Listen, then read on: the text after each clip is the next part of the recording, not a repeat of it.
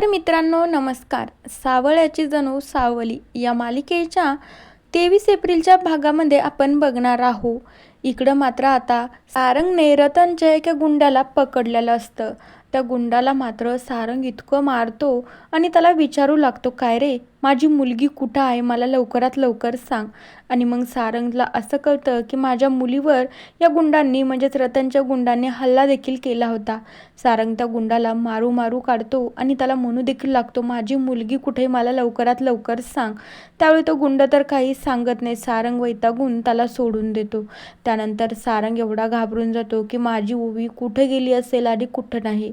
त्यानंतर सारंगला वाटत असतं की या रतनच्या गुंडांनी तिच्यासोबत काही बरं वाईट तर केलं नसेल ना, माझ्या ओवीला काही होणार तर नाही ना.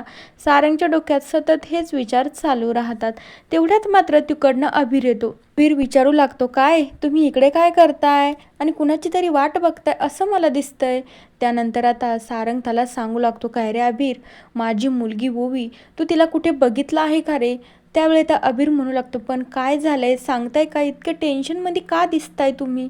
त्यानंतर सारंग सांगू लागतो, अरे ते रतनचे माणसं नाहीत का, त्या गुंडांनी माझ्या ओवीचा पाठलाग करत होते, माझ्या ओवीला किडनॅप केले. मला असं वाटते मी किती वेळ झालं शोधतो, माझी ओवी मला कुठेच दिसत नाही. त्यावेळी अभिर म्हणू लागतो, इतकंच ना, मग कशाला टेन्शन घेताय, ही ओवी ना आमच्या घरी आहे. त्यावेळी सारंगचा थोडासा जीवात जीव येतो. सारंग म्हणू लागतो, काय बोलतोय अभिर, तुमच्या घरी कसं काय माझी ओवी. आणि मग जे काही घडलं होतं ते मात्र अभिर सारंगला सांगू लागतो. म्हणू लागतो, हो शेठ तुम्हाला सांगू का, तर रतनचे गुंडे तुमची मुलगी तिच्या ओवीच्या पाठीमागे लागले होते. मग तिला इकडे तिकडे लपायला तर जागा नव्हती, म्हणून मात्र ती माझ्या आईनं तिला आतमध्ये घेतलं आणि मग ती आमच्या घरामध्ये लपून बसली आहे. आता ती ना आमच्या घरीच आहे. त्यावेळी सारंग म्हणू लागतो, थँक्यू सो मच अभिर, बरं झालं तू आला आणि ही बातमी मला सांगितली, नाहीतर माझं काही खरं नव्हतं, मी ओवीला कुठे शोधू शकलो नसतो. त्यानंतर आता सारंग म्हणू लागतो, ती ठीक आहे ना, तिला काही झालं तर नाही ना, माझं नाव वगैरे काही घेत होती का, मला विचारत होती का.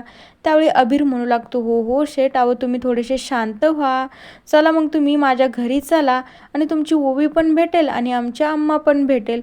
आणि मग त्यानंतर अभिर मात्र सारंगला त्याच्या घरी घेऊन जात असतो. आता जेव्हा अभिर मात्र सारंगला घरी घेऊन जातो तेवढ्याच वेळामध्ये मात्र सावली बाहेर गेलेली असते.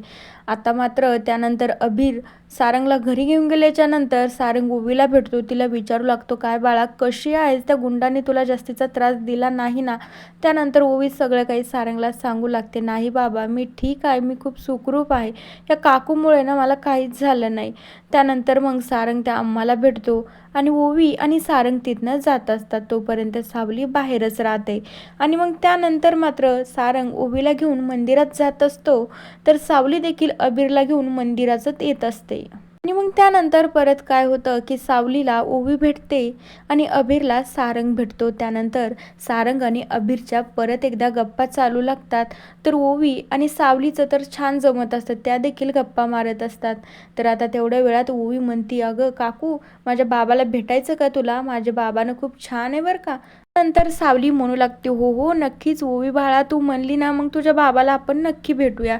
दुसरीकडे अभिर देखील सारंगला असंच सांगत असतो की सारंग शेठ, माझी आई पण या मंदिरातच आलेली आहे बरं का, तिच्यासोबतच मी आलो आहे, तू पण माझ्या आईला भेट बरं का.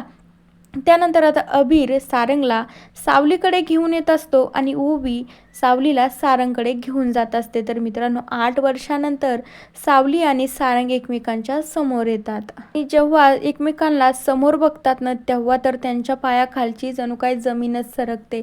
सारंगला तर सावलीला बघून आनंद होत असतो, पण दोघांच्या मनामध्ये ना खूप मोठा गैरसमज झालेला असतो की हा अभिर मुलगा मग कुणाचा आहे. तर मित्रांनो उद्याच्या भागात आपण नक्की बघूया काय होतंय. तोपर्यंत या मालिकेच्या पुढील भागांच्या अपडेट्ससाठी आपल्या चॅनलला नक्की सबस्क्राईब करा.